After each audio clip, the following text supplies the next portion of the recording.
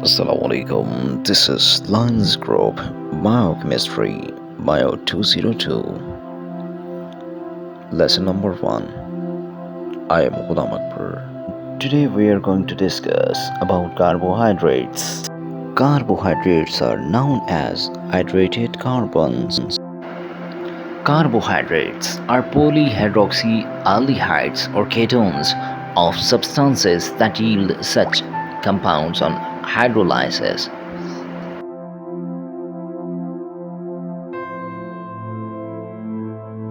Many, but not all, carbohydrates have empirical formula. Some also contain nitrogen, sulfur and phosphorus. यानी बहुत सारे carbohydrates का empirical formula होता है, लेकिन सबका नहीं होता।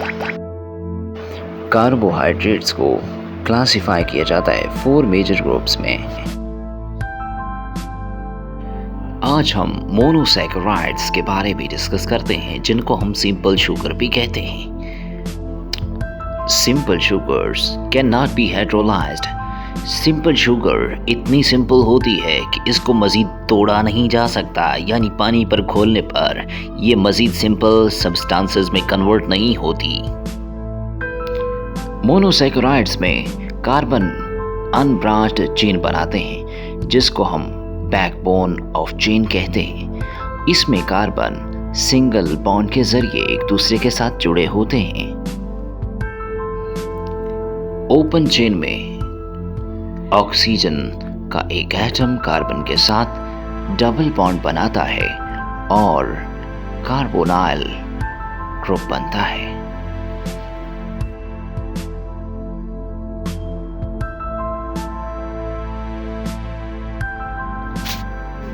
उनमें से हर एक एटम पर हाइड्रोक्सिल ग्रुप लगा होता है।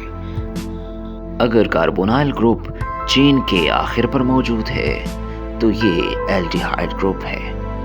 ऐसे मोनोसैकेराइड्स को एल्डोज कहते हैं। अगर कार्बोनाइल ग्रुप किसी और पोजीशन पर हो, यानी कि कॉर्नर पर ना हो, यानी एंड पर ना हो, तो ये मोनोसैकेराइड जो होती है इसको कीटोज कहते हैं और इस ग्रुप को कीटोन ग्रुप कहते हैं। सादा तरीन मोनोसैकेराइड्स वो होती हैं जिनमें 3 कार्बन होते हैं, इनको हम ट्रायोसेस कहते हैं। ग्लाइसरल्डिहाइड, एल्डो ट्रायोस, डाइहाइड्रोएसीटोन और कीटो triose.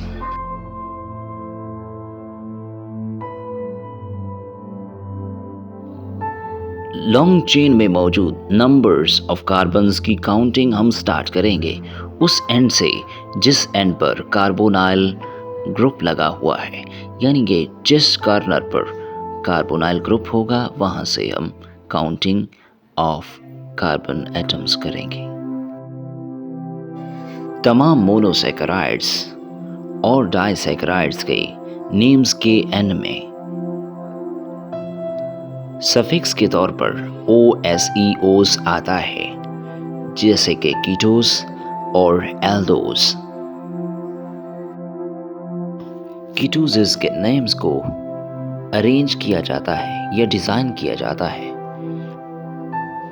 by inserting UL into name of corresponding aldoses.